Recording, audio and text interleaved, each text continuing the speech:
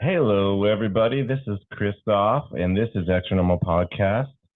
Alongside me is the usual, my wife, my lovely wife, the usual. The usual. You're the usual. You're like the sandwich I always get at the sandwich shop forever. Oh, that sounds boring. You're my forever sandwich. Oh, how poetic. If you had to eat one sandwich for the rest of your life, what sandwich? You know, I could eat the same thing every day. Well, what sandwich would it be? If you go off your you're not a vegetarian anymore. Don't lie to the people. But if you could, guilt-free. I'm not happy about it. Everybody, just want you to know, it's because of a lot of food allergies I was having to eating vegetarian and soy. My favorite sandwich would probably be. I really like peanut butter and jelly. People are probably tuning in and oh my God, they're talking about Ed Kemper. I'm like, and the first thing they hear is, my favorite sandwich is peanut butter and jelly. Oh, so on point. Hey, so on brand. What? You're the peanut butter and I'm the jelly. There we go. So last week, Ed Kemper's the bread. Ed Kemper is not the bread. Last week we talked about maybe definitely top two famous Mama's Boy murderer. Thank God, not you. Yeah. Well, just Mama Boy in general. I'm glad you're not a murderer. Oh, you. But okay. I'm also glad that you're not a Mama's Boy. Okay, good. I was gonna say, are you gonna put on record that I'm a Mama's Boy? Because I don't think that's accurate now.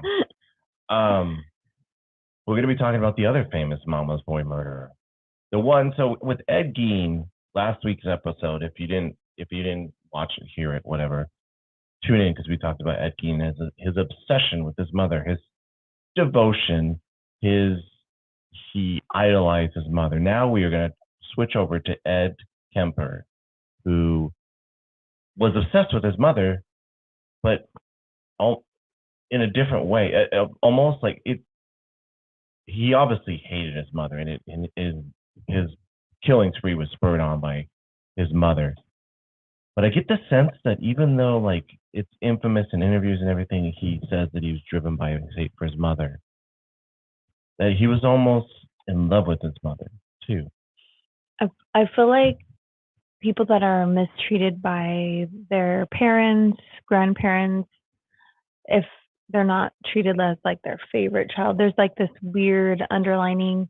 You really want to fight for that acceptance, and no matter what it is, even though you might despise them and hate them, deep down, you still want it. You still want it. You yearn for it, and I think it takes a lot of going to therapy to kind of work through that, but I don't ever think it really goes away. Well, let's talk about how it didn't go away and how someone had therapy.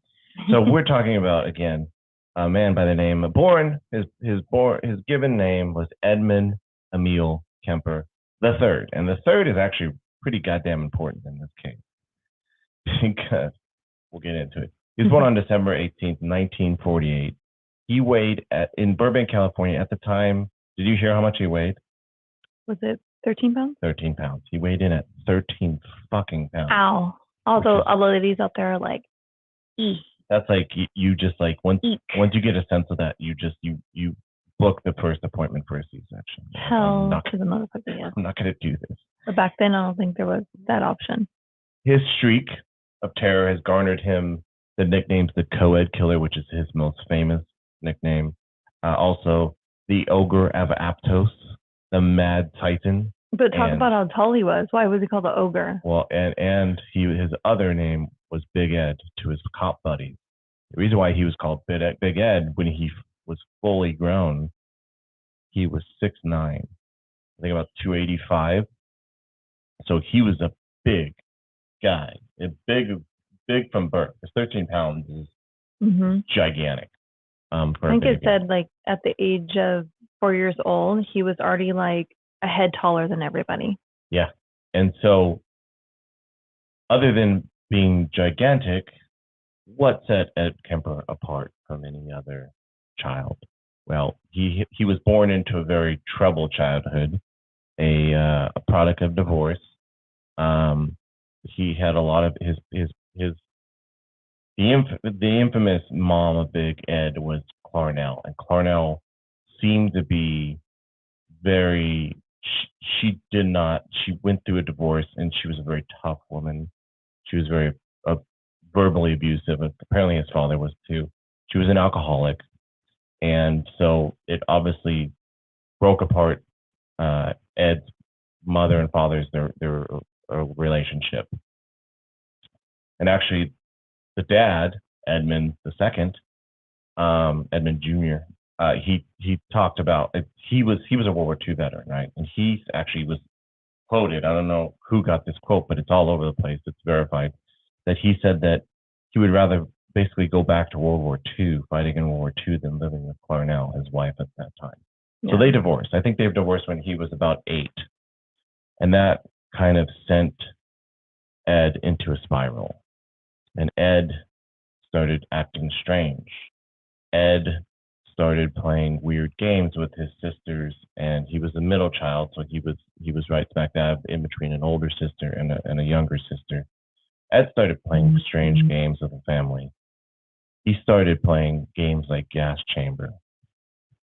He started playing games like Electric Chair, and also a game where they rolled each other in the rug. And what would you imagine? So if someone told you, let's play a game of Gas Chamber, what would you say?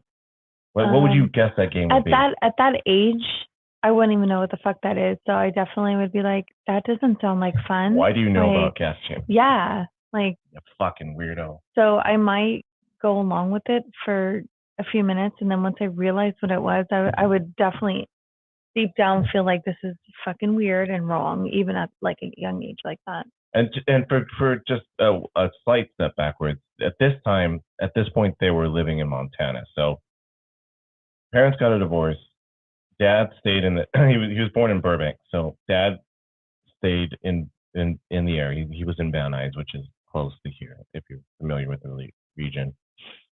Mama and the 3 kids moved to Montana. So at this time, Ed was living in Montana, and he was starting to develop these weird games. He would pop the doll heads off of his sisters' dolls as like a game, and he liked the popping sound, which is going to cue to what happened later on in life. But Gas Chamber, I feel like getting back to Gas Chamber, I feel like if I were asked to play Gas Chamber, I would definitely play it once, maybe twice, and even probably like enjoy it because like, this is fucking weird. Mm-hmm. But when little Ed asked to play it for the 100th time, you're like, dude, you're freaky. Like, let's cut this shit out. Like, it's fun to play like essentially cops and robbers for a couple times, but like when you're playing, he was, and also he would play games where like, and this is crazy because like, how did a little boy mentally know like for future?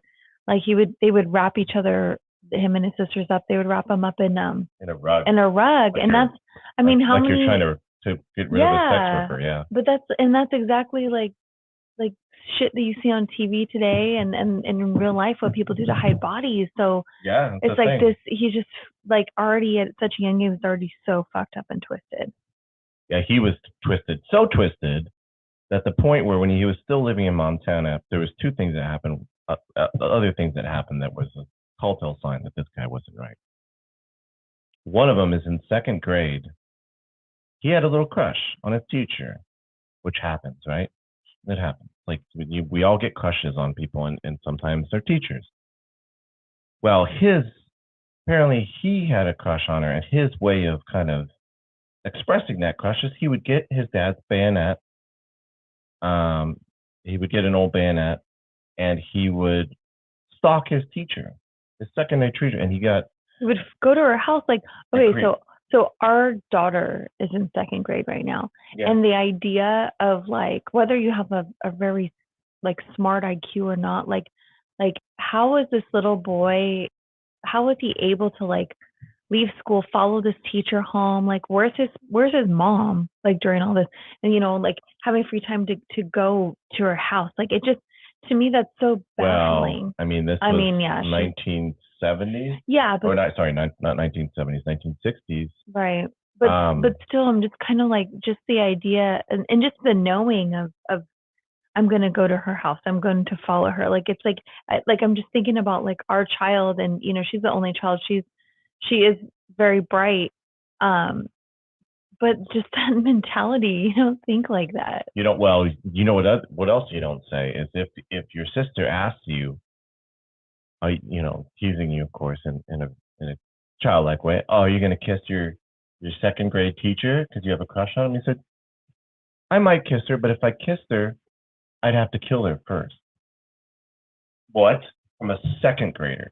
Yeah. Like, what? There's so many things that, like, for Cornell's sake, without spoiling the ending, that like, she was a piece of shit, it seemed like. But like the fact that she didn't get out of that, it just the fact that it led up to the ending that it did. Is yeah, to me, insane. like, okay, maybe you hated your son for whatever reason. He reminded you of your ex-husband. Whatever the reason is, you know that your son is twisted. He should have been in severe, like, some kind of psychiatric, some kind of therapy. I mean, maybe in the 60s it wasn't that big of a thing for children. Well. He got severe psychiatric help because, getting off to one more thing, that was a signal of maybe two more things. Ed wasn't right, or maybe you have a second thing, but I have one. I only have one. I'm good for one shot, and then I'm out.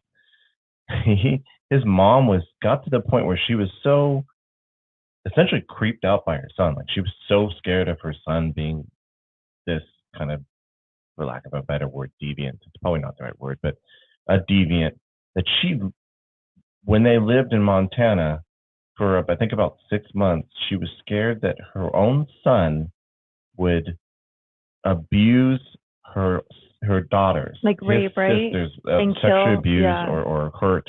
That she locked him in the basement at night. So imagine this: like, I grew up with 2 siblings. Imagine it's time to go to bed. Like, all of us are watching Ninja Turtles or whatever, and mom calls the Raps on bed, and they're like, "Okay, little Nathan and Jeremy," which are my brother's name. I don't need to be that specific, but it paints a picture.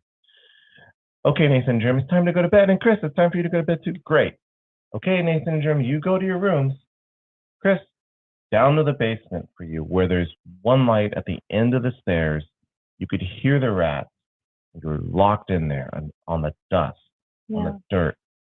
So that was just another thing. There was, on top of everything, there's no nurturing, no loving, no compassion. So, I mean, maybe he would have been drawn to do this stuff regardless, but she definitely added to this as a mother. It definitely came from within. Yeah. But that other thing that I was going to bring up, which I think is a really good part of the story, I forget what age he was, maybe you can correct me, but as, like, either, I want to say he was preteen, I want to say it was before he was a teenager, he went to a magic show, correct? Oh, so part of his motivation, and by the way, before we get into that, do you know why his mother didn't want to coddle him?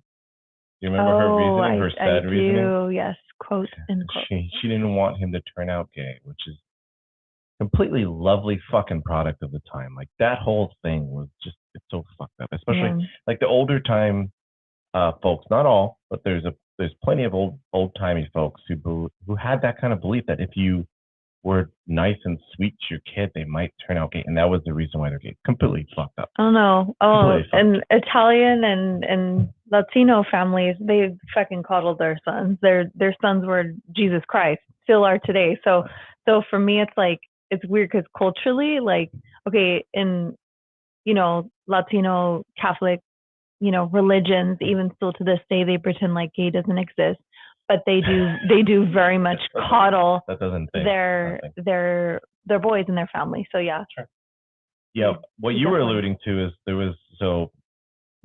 Ed Kemper was not shy of interviews. The man gave a plenty of interviews, like, and that, I think that gets into some of his psychology. I think he liked some of the aspects of the personality he was portraying, that he was this murderer who knew that he was evil and all this stuff. Anyways, in one of the interviews, he said that he went to a magic show, and there's the old guillotine trick where all the kids are gonna think that the magician asks for a volunteer, and the kids are gonna gasp, oh, and then apparently when he was at this magic show, he said a very attractive, like, 16-year-old. This is probably, he gave this interview when he was 30, which is not off from Ed Kemper. But he said a very attractive 16-year-old went up and volunteered him, but he was giggling and stuff like that. And they did the trick where they sliced the potato essentially. Sorry, magicians, if I'm breaking the veil.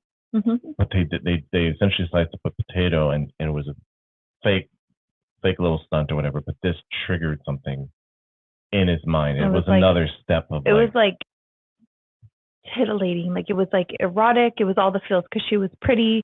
It was like, oh my God, her head's getting cut off. And there was enjoyment from seeing somebody that, I mean, even though it was a magic trick and fake, but like for the idea of it being real to him was like everything.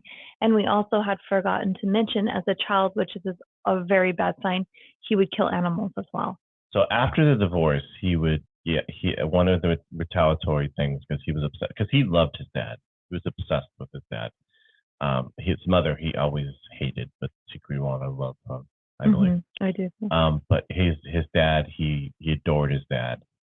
And so he was very upset because there was a divorce, and for him, it wasn't just a divorce where mom's living in like this town and dad's living in one town over, and I see him every weekend.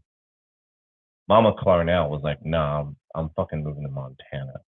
So he barely ever obviously saw his dad. So it was heartbreaking for him, and not that he should be a sympathetic character.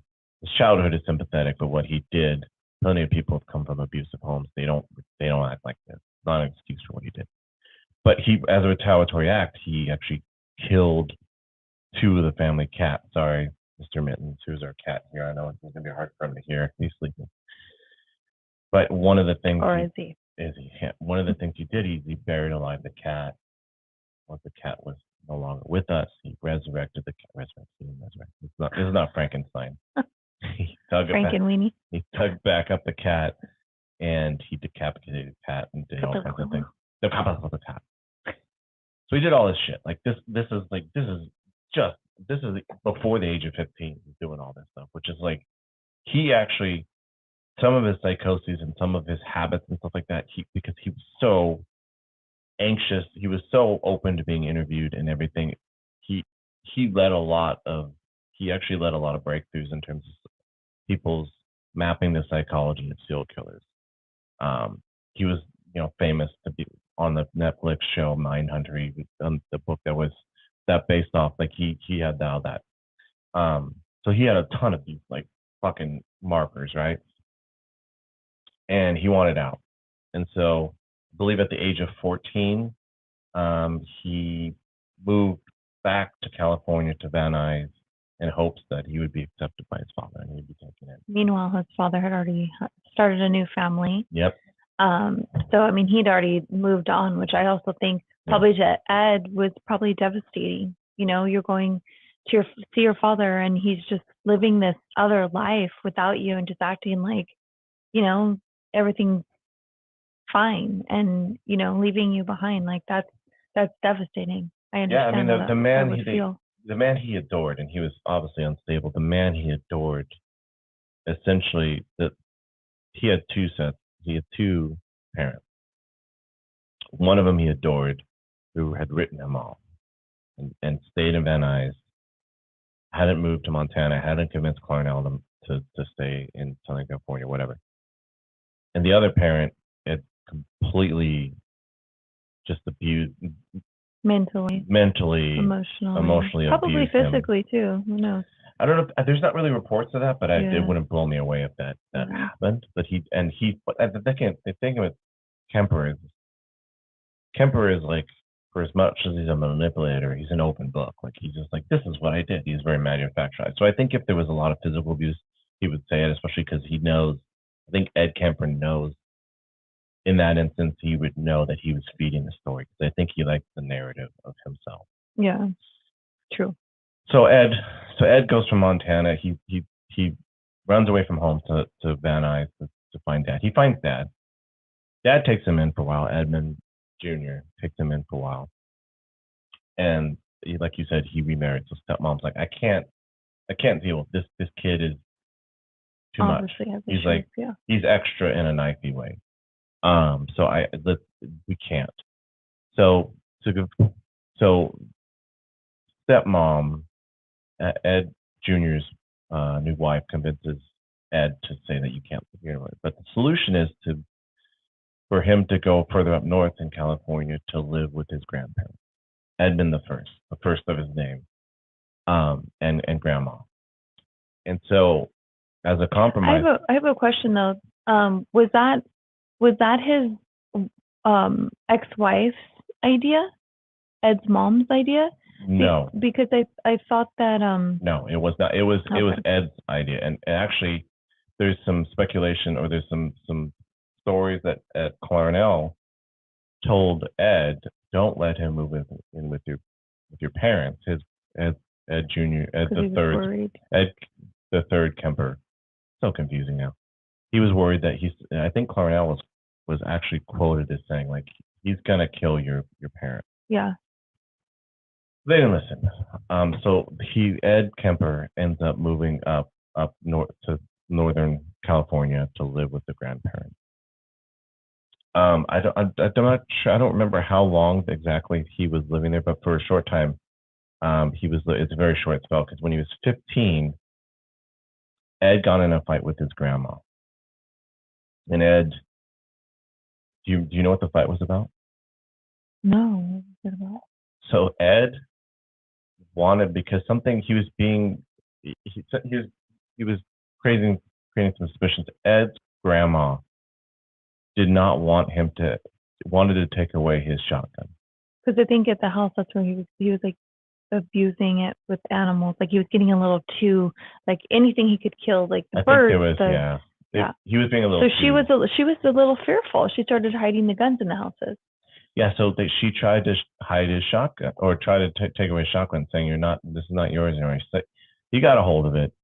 He shot and killed her in the head at the breakfast table. At the breakfast table, which killed her, but he shot her a few times in the chest for good measure. So Ed, being Ed, decided to, instead of just right away calling, turning himself in, fleeing, or whatever, Ed decides to go out on the porch with his shotgun, like a good old-timey horror film. Well, Grandpa was gone at the store, right? Grandpa was gone at the store. Grandpa was doing a grocery run. And the reason why Ed was waiting in the porch, because this is what he says. This is his, in his head, it's trying to fucking link this chain it's hard. But in his head, he didn't want his grandpa to come home to his dead wife. So his fucking solution is, right after Ed the first is getting out of the car, he shoots him and kills him on the spot in the driveway. Because he's doing him a favor. He's doing him a favor because he doesn't want him to stumble on his wife's body, even though he's the one who murdered his wife's body. Right. Ed is full of contradictions, and there's another contradiction that we'll get into once he starts getting into the I hate the meat of his murders, which is probably a bad pun to use. I apologize. So he does this, right? So he's officially on the books for killing two people, his own blood, his grandparents, who seem to be, he said that his grandma was tough. Kind of like his mom. But there's no good indications whether she was as rough as good old Clarnell. So what does he decide to do? And this is something that again, like the fact that he's so on record for hating his mother, his relationship with his mother is so dependent and so bizarre, because what he decides to do, he doesn't flee after both killing his grandma in the house and killing his grandpa in the driveway. He doesn't decide to flee. Who's the first person you think he called? His mother. Calls his mother. Calls Clarnell. It says, "Mommy, I just murdered Grandma and Grandpa." And Clarnell, I mean, the only thing to her credit, as opposed to the Brian Laundrie family, which is fucked up. They haven't found that dude, by the way, yet. They better. His parents gave him a good head start. Clarnell, to her credit, one of the few things to her credit, said, "You need to call the police and turn yourself in." So that's what Ed Kemper does. He turns himself in. At this point, he's obviously psychotic, and he's a minor. So he's convicted. I think he's found, I always get this confused. I think he's found not guilty by way of insanity. I don't know if you're found guilty by insanity or not.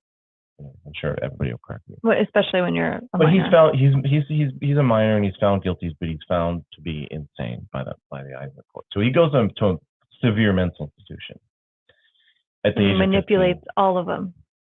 And because one of the things that we need to cover is the fact that Ed Kemper has an IQ of 136, I believe, which makes him on record, at least. I mean, nobody gave Jack the Ripper an IQ test, but who knows? He's on record, I believe, as the smartest by way of IQ test. We can debate whether IQ tests are the right metric or whatever, but he's the serial killer on record for having IQ tests done of being the smartest by way of IQ test. So he's not an idiot, right? He doesn't have any kind of mental disabilities or anything that would limit his mental capacity or anything like that. But he's definitely diagnosed as being insane. I think maybe schizophrenic. He's diagnosed too. So at 15, he goes to this mental institution, which is a full. But he goes to this, right? And then he lasts about 6 years, and he schmoozes it up with the psychiatrist. They actually let him administer tests. Yeah. Which is why? But see, and that's why, like, even in his later interviews, you can go online and watch him speak. That's what's actually, I think, a little bit more intriguing with this case as opposed to the other Ed. Ed Gein. Ed and Ed. Because like with Ed Gein, it was all hearsay. You talked to the townspeople, but you didn't get to watch videos of him speaking, of him saying his side of the story, why he felt this way. This guy said he was an open book, but was he acting? Was there something more darker? I don't know. Did he sell his soul to the devil? Darker than what he did? No, but I'm saying, was there a different story? Because he has his like, well, it's my mom's fault, and he's blaming his mom.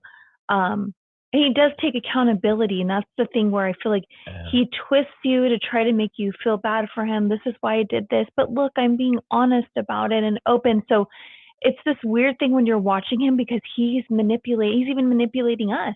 So that's why I wonder if there's something more to the story.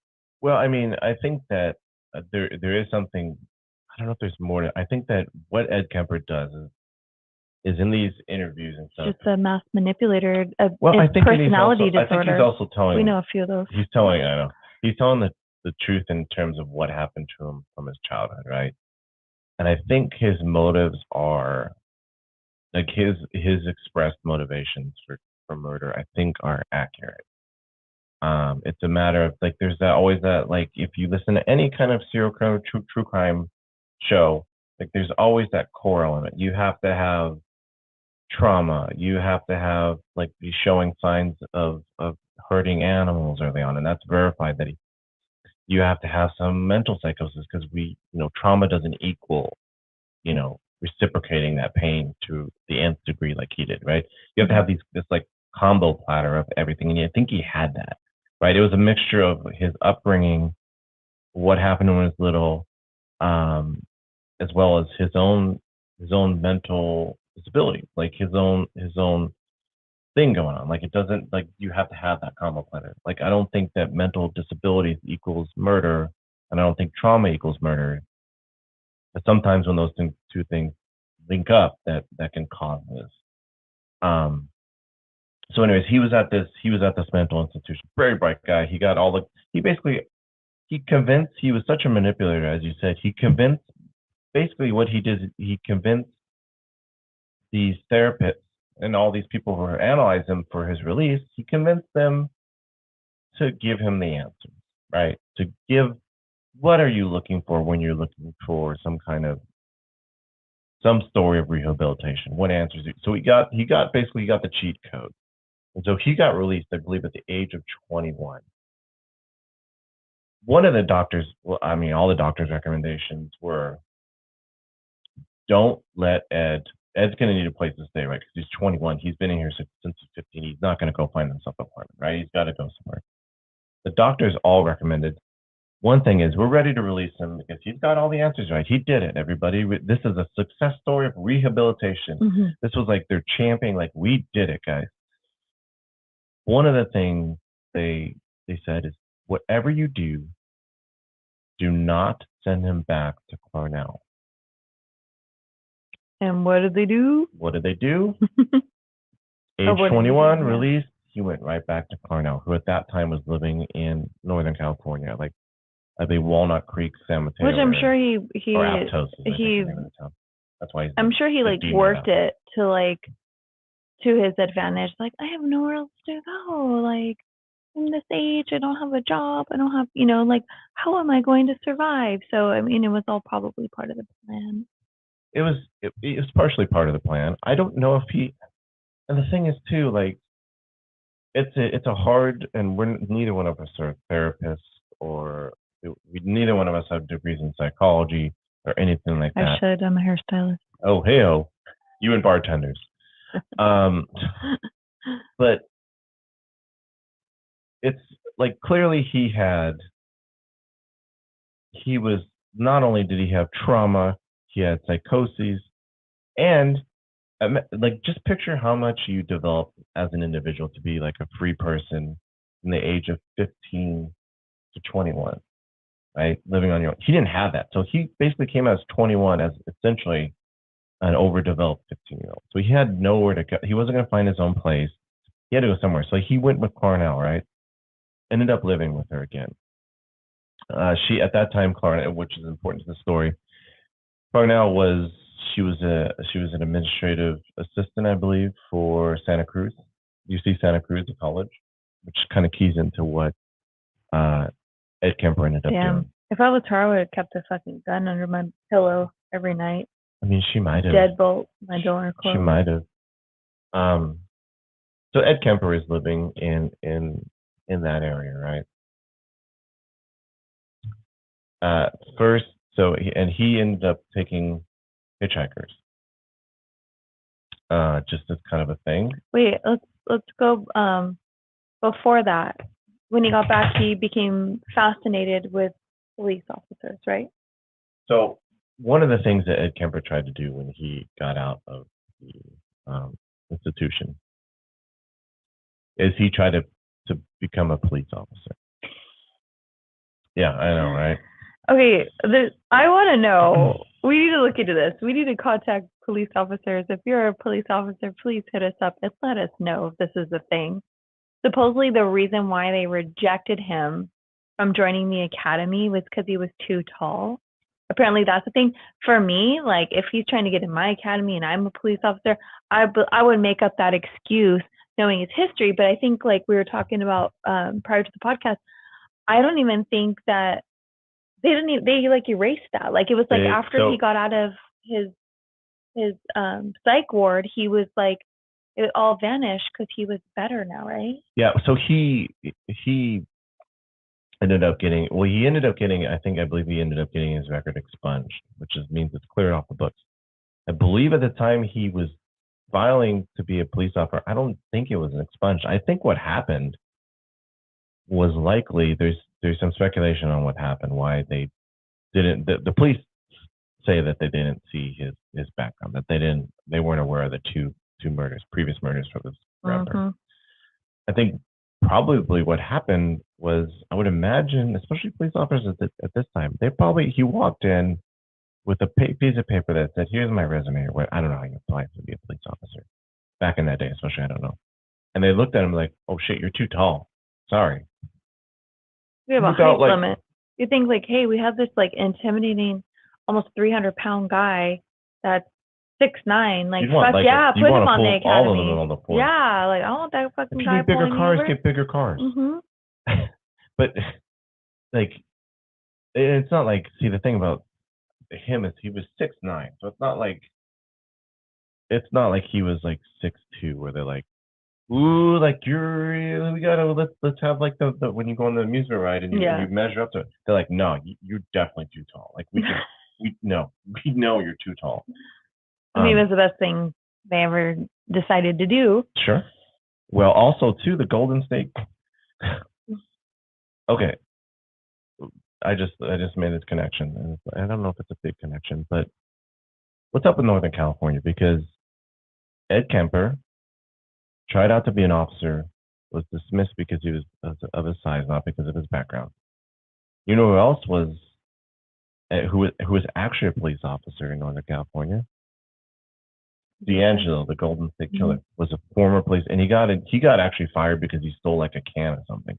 Forget it. We can do a whole episode on this. Stupid. Yeah, but the Golden State Killer was a former police officer. So what's up? That's all I gotta say is what's up. So he tried to be a police officer, didn't work out. Tried a little bit of college, didn't work out. He actually ended up working for the highways department or whatever. So he had a stable job, but he ended up, because he would like to drive around, and he actually drove a motorcycle. He got hit, he got a settlement, so he got this car. So he would just drive around. And there's speculation that it was also a head injury. And if that is true, that could have made him even more fucked up. Well, that's one of the cores. So one of the cores, I'm not surprised that you don't know it, and I'm not surprised I do.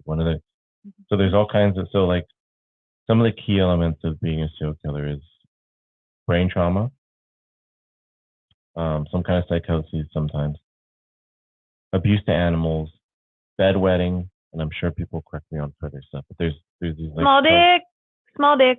I don't think that. A small dick made me do it. I don't think that, but also Golden State Killer had a small dick. He had a micropenis. That's one of the ways they identify. I mean, nowadays there's surgery. Besides the DNA. I mean, you don't have to go out and kill nobody. Just go get your fucking dick enlarged. Whoa. It is what it is. But anyway, so like you said, after that settlement, he got a bunch of money, which is scary. But he bought like one of those like wannabe like old cop cars, so like it made him feel like he was which is even more creepy because I feel like he could have like pulled people over, because like they say that sometimes that like they'll try to pretend they're cops and it's really just like someone in like old like retired cop car. Just sure. Like, ooh. Sure. Okay, now we can get into. He had this car, and he would drive around. He liked to drive around, and he started picking up hitchhikers. And his fantasies started to get darker and darker and darker, and he was still picking up passengers without any kind of. And these fantasies started to develop in his head, and he had a gun under his seat. But his first go around, when he finally lost it, was. And he would purposely go to campuses, right? So he was looking for young, beautiful females. So he would. So his first, I believe, his first murder, other than his grandparents, was in the first one started in May 1972. So this is when, and I don't know if we're going to get into the gory details because I don't think that's our show. No, I don't. No.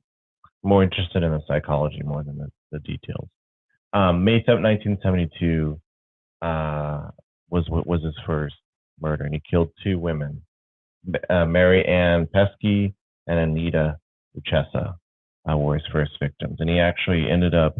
He did dismember them. He did dismember them. He was big into decapitation. That was his thing, which I need to look into whether there's a correlation. And necrophilia. And he actually ended up, he said that in interviews, he got so confident with his murders that he ended up just dismembering people in his mom's yard or whatever. Where if she, like, anybody went out, they could see it. I don't know if we can not talk about this if we don't think it's appropriate just yet, if you want to continue, but it just popped in my head. So one of the interviews that he discussed, about like reasoning for killing these women and raping them. And at some point, he felt inferior, like he wasn't good enough to date. He felt awkward, uncomfortable around females. And so I think the rage of just like not knowing, which again probably came from his mother, like making him feel like lesser than. So he never really felt like worthy to date somebody. And that's where I'm like, maybe he had a small dick. But, like, because he didn't feel worthy of dating women, he was just like, well, I'm just going to kill them then and then have my way with them because they would never date me anyways. That's one of his... This is what he said in one of the interviews, by the way. Not the small dick part, but I just threw that in there. You just threw that in there. Yeah, that was his basic reasoning. That's the explanation he gave. Was this kind of feeling of ineptitude. Like I think he actually described it as not physical impotence, but emotional impotence. Is kind of how he described it. Mm-hmm. So he made that very clear. You made that very clear. I am not impotent. Just for the record. But are you though? So his first two victims, he takes them out. He actually takes one of the victims, I believe. I'm not sure which one, but he takes one of the victims. I don't know if it does matter on that. And he murders, and he actually leaves another person in the car. And one of the things that gets into his psychosis, one of the things that I heard him say is that he actually brushed his hand up against one of the victim's breasts and said, "Oh, I'm sorry about that." Before he killed her. Yeah.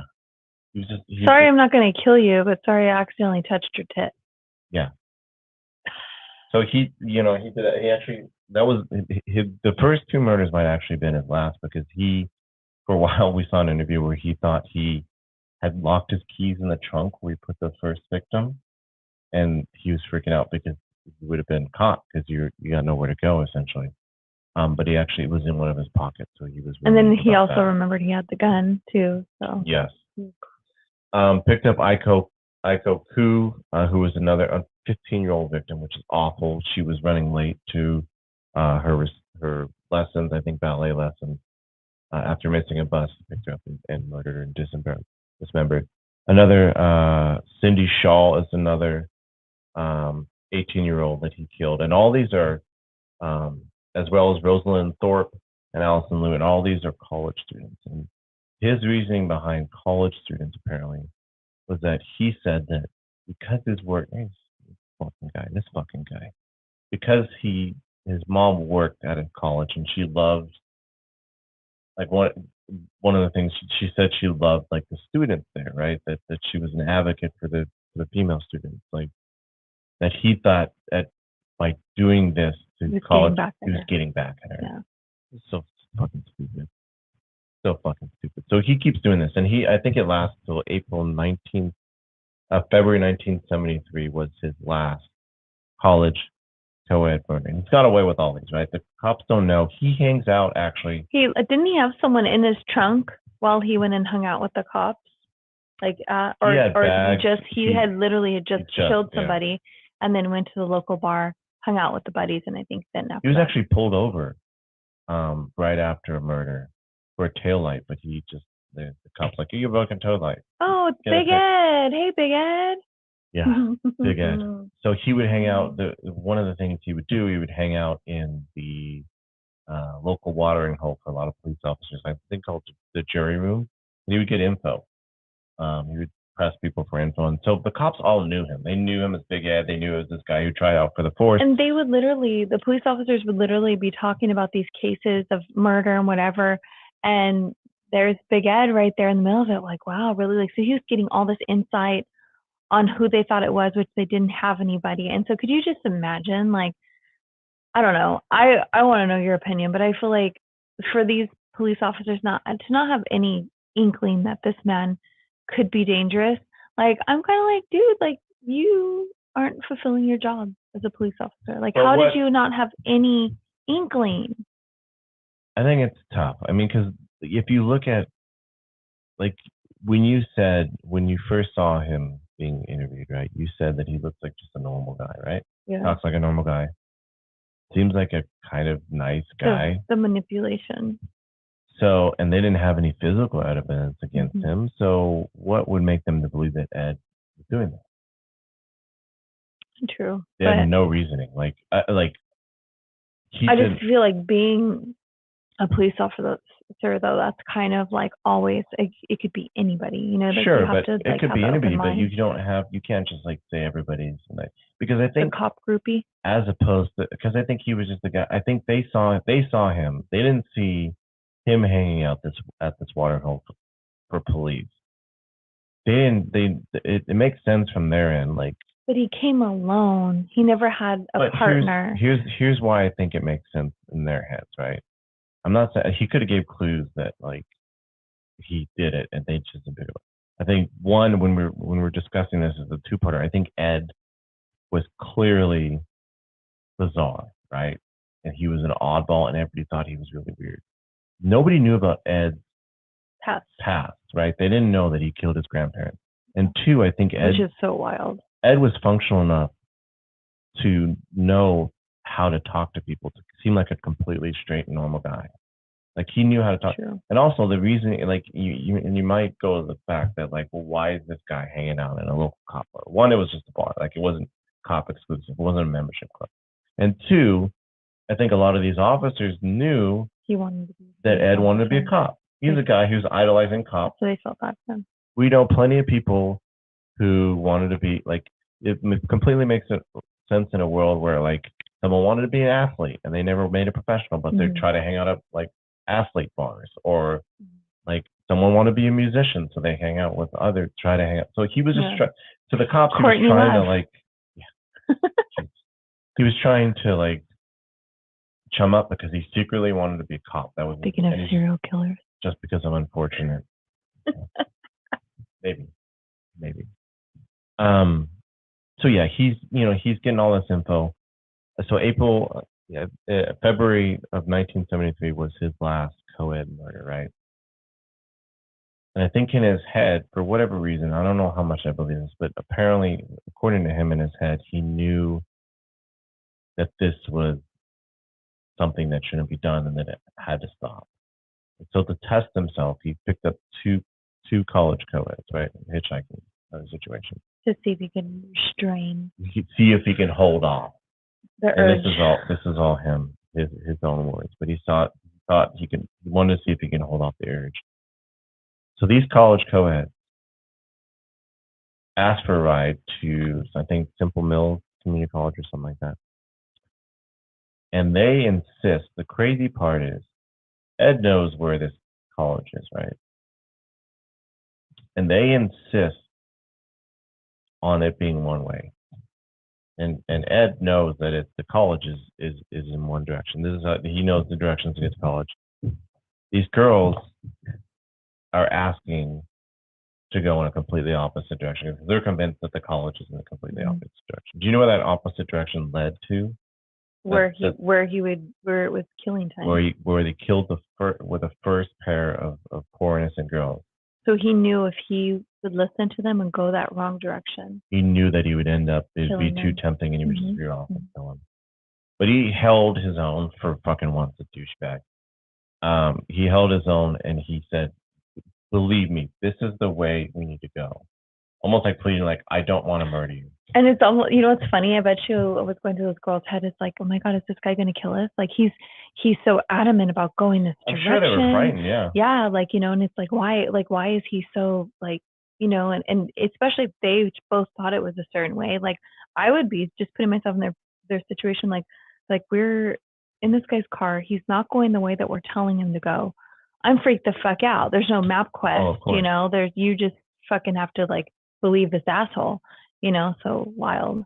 It's crazy. And some of just to get into some of his methods. So apparently one of his things that convinced girls to get in the car is he would act like he was in a rush. Oh yeah. If you want to ride, we gotta go. He was looking at his watch because in his mind, and this is the master manipulator thing, in his mind, and it worked too often, unfortunately, he knew that if someone was going to hitchhike, they'd be less likely to think he was a serial killer if he was like, I'm in a rush, I guess I'll pick you up. Yeah. Like I'm doing you such a big favor. Hurry up and in the eyes of a lot of people, if someone was too eager, like, let me pick you up, let me take it, like, they'd be like, this guy's too eager. But a guy who's like, I guess so, whatever, like, just get in. That just gives you a glimpse of the manipulation that he had over everybody. So he does this, right? And he ends up miraculously for these girls, and they haven't been identified. They didn't come out in like a fucking, They probably don't even know still. You know what I mean? They probably didn't even, maybe they weren't even thinking twice about it. They probably didn't. And it's not like, it's not like today, getting back to Brian Laundrie and Gabby Petito. Like, it's not like now where like so many people know, like, if they were in that area, like, they're going to call, they're going to know. Like, back then, like, if you didn't pick up the paper or watch the local TV, like, you didn't fucking know. Like, there wasn't social media where you're just constantly glued into all the fucking current events. Yeah. So he ends up dropping them off. And at that point, according to him, he said to every single person who was willing to interview him, at that point, I knew I had to kill my mother. To kill the urge. It would make everything stop. He said that according to him, he knew that until his mother was dead, he would keep recreating the killing of his mother through these other women that he decapitated and he did all this crazy stuff. But he was a necrophile too, so yeah, we won't get into details. But he liked it was with benefit. I wanna fuck dead. That so he sat on his mind that he was going to finally end it through his mother. And the time all between it took was one nice big argument that they would have on the daily, I'm sure. Yeah. And at that point, it was a week before what ended up happening to Clarnell. And on April 20th, 1973, Ed had been drinking. How old was he at this point? I think Ed was 24 at this point when he got arrested, because this is shortly after. It's shortly after he got arrested. Spoiler alert. But April 20th, 1973, Clarnell, Ed drinks, kicks back a few, he falls asleep, a bit tipsy, gets woken up by his mom coming back from a party. And she's in her room. She's reading a paperback like all old moms in 1970s did. She's reading a paperback. He comes in her room, and she says, I suppose you're going to want to sit up all night and talk now.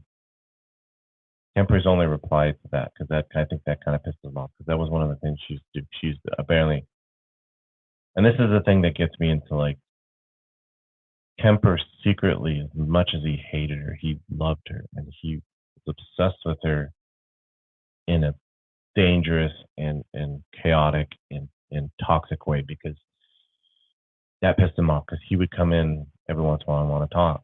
She would get home from her lady parties or whatever, her lady parties. And it pissed her off.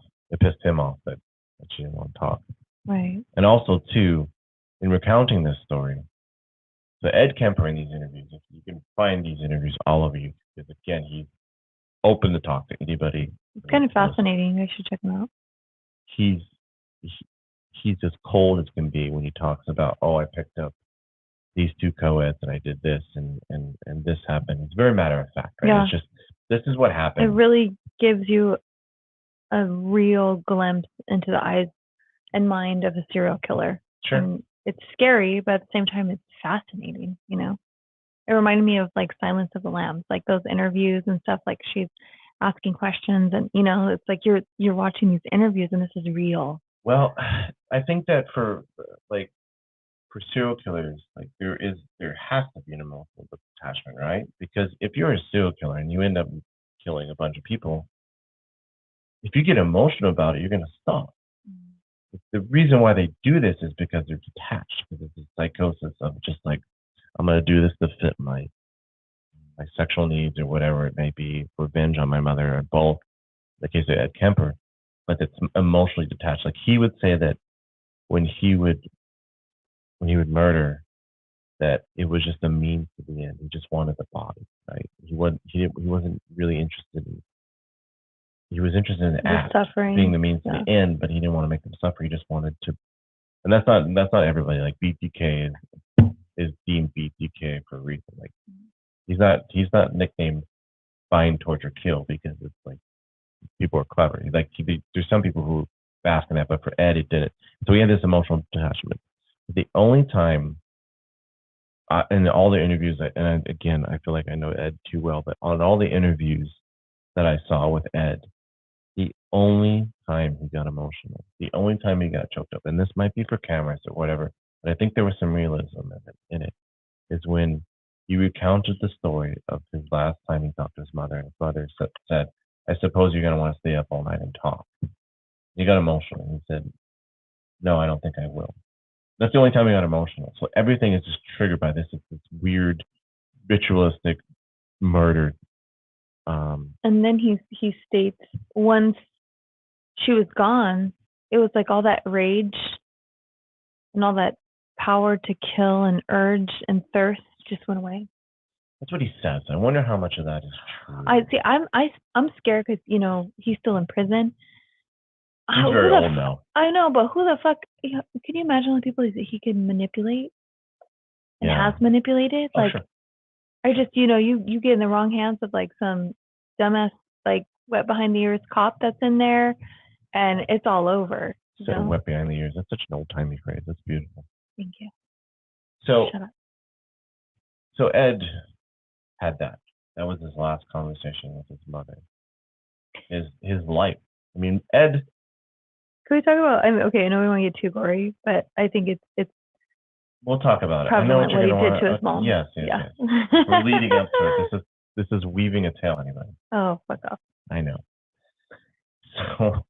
So Ed, that was his last conversation with her. He stays up for a few hours. He sits there home. About 5 a.m., he decides it's time to take action. He comes in, but I believe with a hammer, and bludgeons her to death, essentially.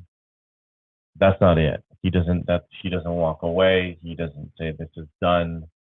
He ends up decapitating his mother too, performing acts on his mother, which is just, again, like, I know that you say that you was bent by hatred of your mother, and I know it's a defiling, it's a power thing.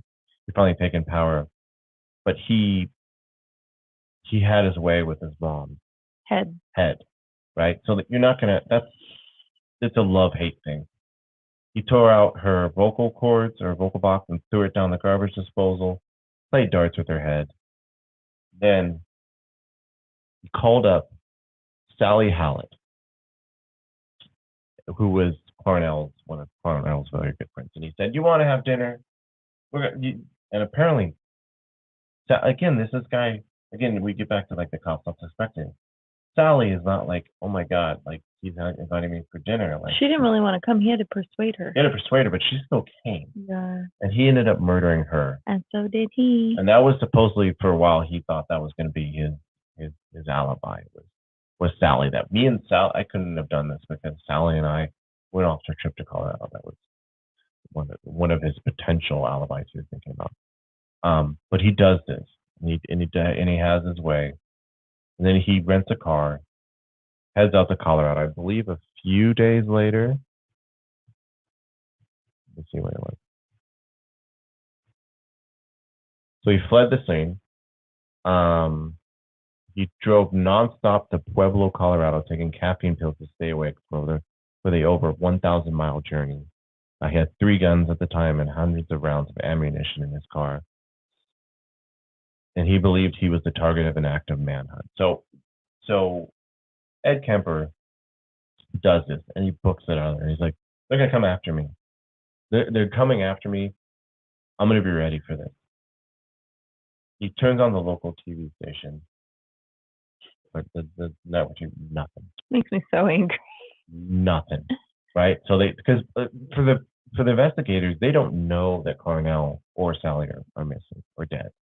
They have no idea. Like, they're just in the apartment because he stuffed them in the closet after he was done with them. So they just, as far as the police are concerned, Clarnell's going to more dinner parties. This just popped in my head. Where the fuck are the sisters at this point? Because if he was like only 24 when this all was going down, was the sisters older than him or younger? So there's one older, one younger. So were they like off to college? There's not a lot of mention. Maybe because they want to keep them. Yeah. That's what keeps going through my head. Like, obviously they weren't living with their mom, but they had to have been away at school, I'm guessing. I don't know. I mean, yeah, I don't know. And there's no, because sometimes what this stuff happens, family members sometimes have this weird forgiveness thing where the sisters will still talk to Ed out of a sense of like, like forgiveness and all this stuff. I don't know if Ed's ever had contact with his sisters. There's not a lot about his sisters, whether they ever lived with Ed and Clarnell when he got out of. Yeah.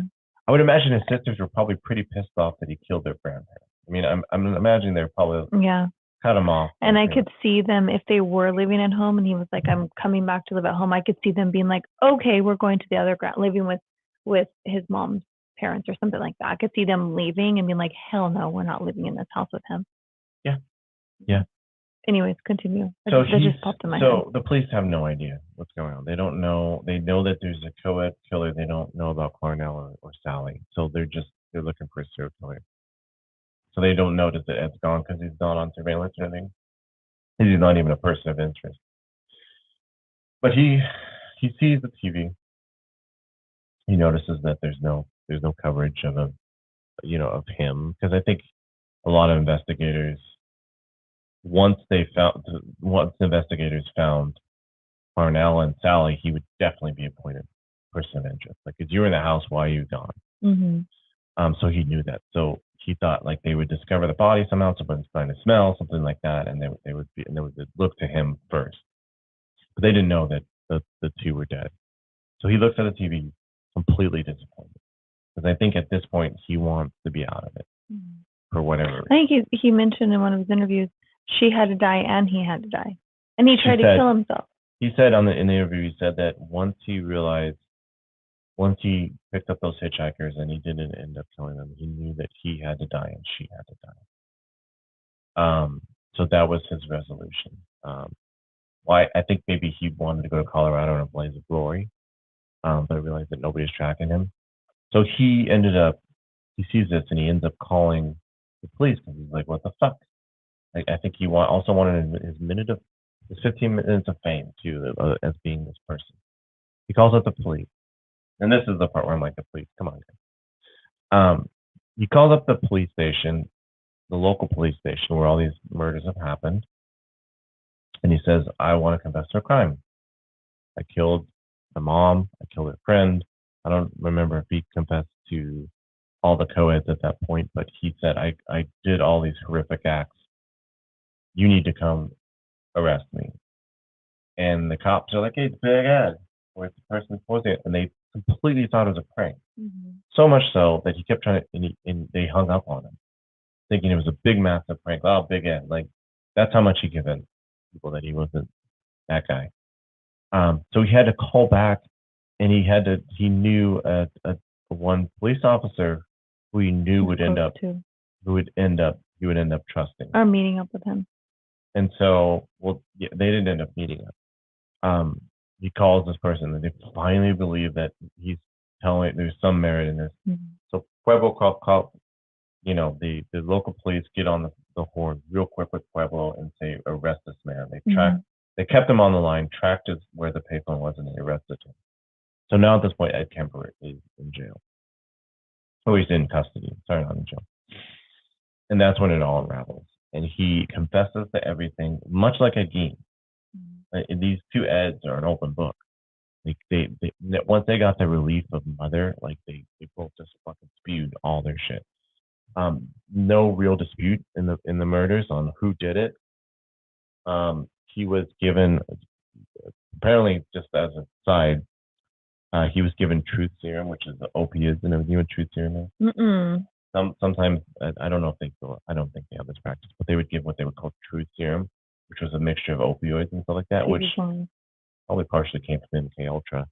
I was thinking that. Yeah. I was thinking that too.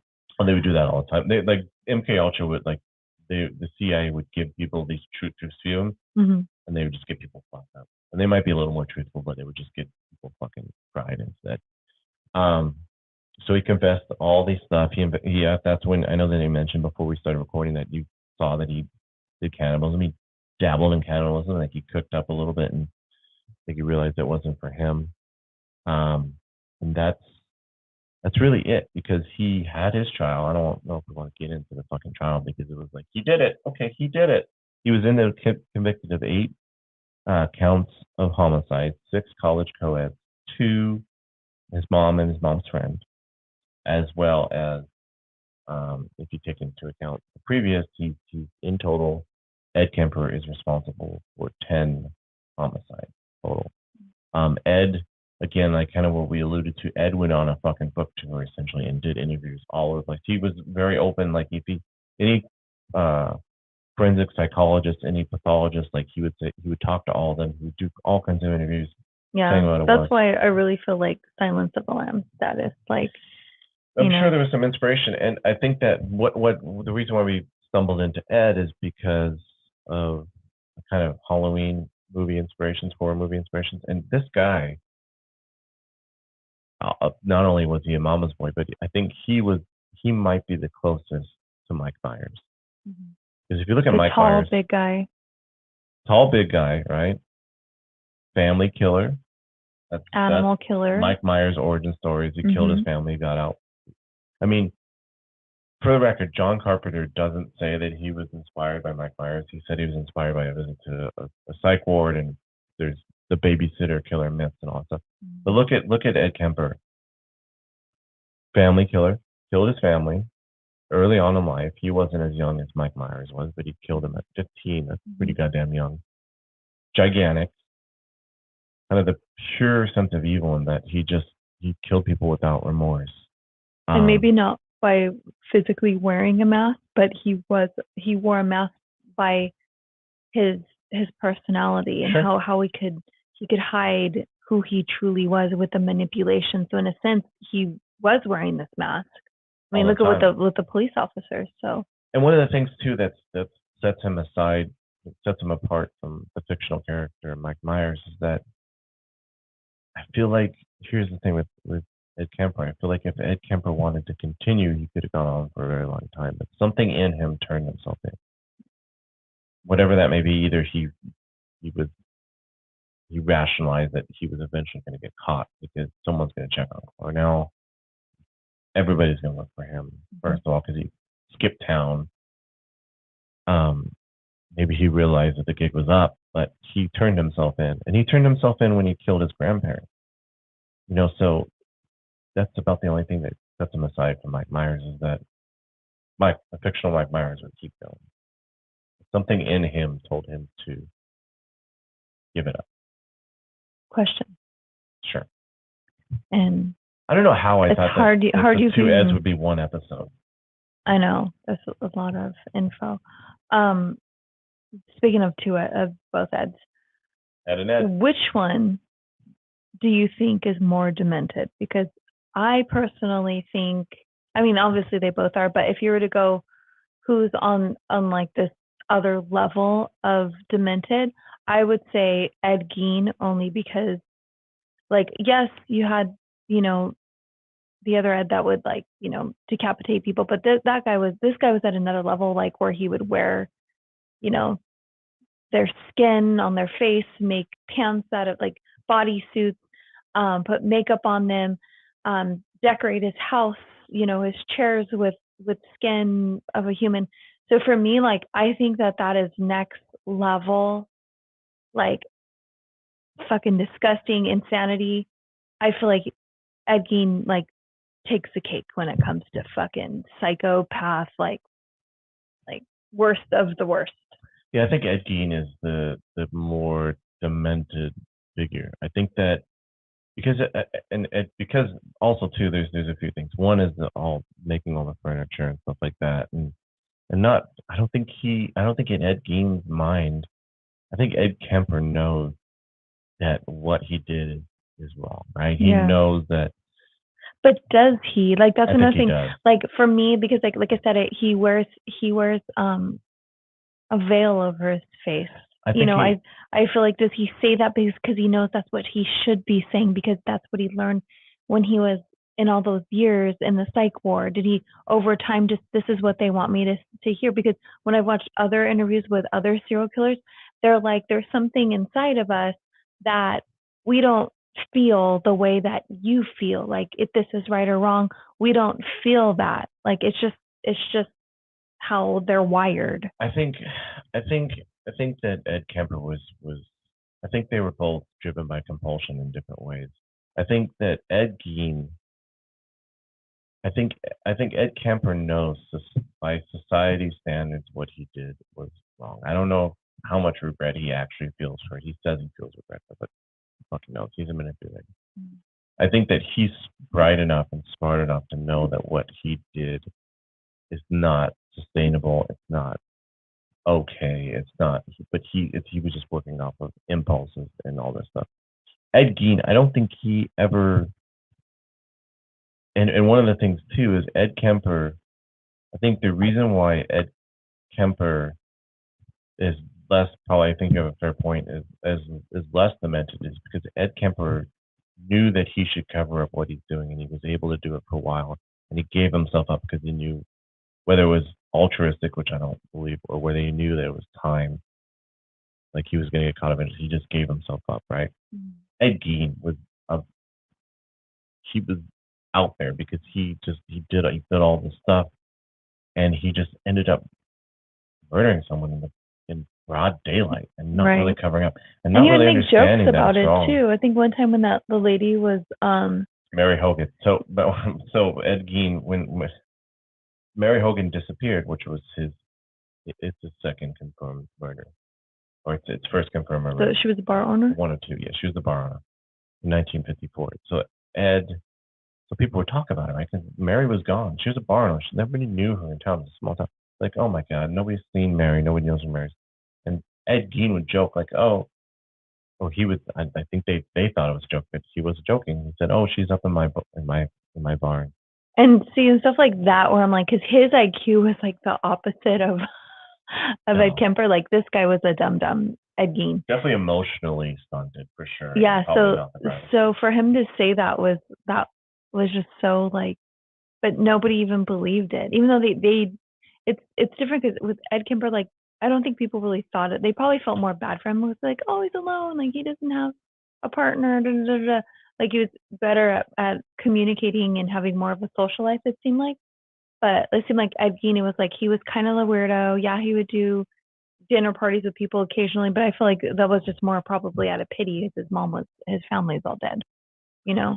Yeah, and Ed is just Ed Gein is, and I think that Ed Kemper, I think he realizes Ed Gein never realized how damaged he was because of his mother, right? He just loved his mother. He would just worshipped his mother without realizing the toxic nature of that worship. Mm-hmm. Ed Kemper was fully aware that, like, he was obsessed with his mother out of hatred, out of anger, like, and I think that Ed Kemper didn't never realized how much maybe that was obsession with his mother. Maybe Mm-hmm. that was another version of almost anti-heroes, anti-worshipping. Like because Ed Kemper had the chance, like he had a stable job, he had all this stuff. He actually moved out for a while, and moved back. He had a chance to get out of it, and he had a chance to disassociate with himself, with her. Like he had a chance to just remove her completely from this equation, but he never did. Like he kept holding on to her in some way, even though he said he hated her, even though he said he did these acts in her name as a way of ritualizing her own murder before he ended up actually doing it. He had a chance to get out, but he didn't. He was attracted to it in some way. Like I don't know. Yeah. I think Ed Gein is definitely the more, in terms of demented. Ed Gein is definitely more demented. Thankfully, again, like we said in the previous, thankfully he was kind of too sloppy and too emotionally too dumb to cover up his crime. Because I do think if Ed Gein would have been able to keep going, he would have ended up doing much if he more had damage. the IQ of Ed Kemper, like for sure, like it would be scary. The story would get. I mean, he was more grotesque. he was more demented. I mean, both of them are fucked, but he was definitely more demented. So I don't know. Well, this has been a fun episode of Extra Normal Podcast. My name is Christoph. Alongside me is Brianna. Brianna, where can they find you? In Kittyland. You can find me at Darling Dolly with the O instead of a zero. The zero instead of an O. O. Sorry. Yeah. Perfect. What I said. And yeah, same place they can find you. Awesome. You can find us on Instagram at Extra Normal Podcast. Find us on Twitter at Extra Normal P. You can email us at extranormalpodcast@gmail.com. Like us and subscribe on Twitter, or on YouTube, on Twitch, on all those fun channels. If you listen to us via the audio forms, make sure you give us some stars to get us boosted up. And thank you so much for listening.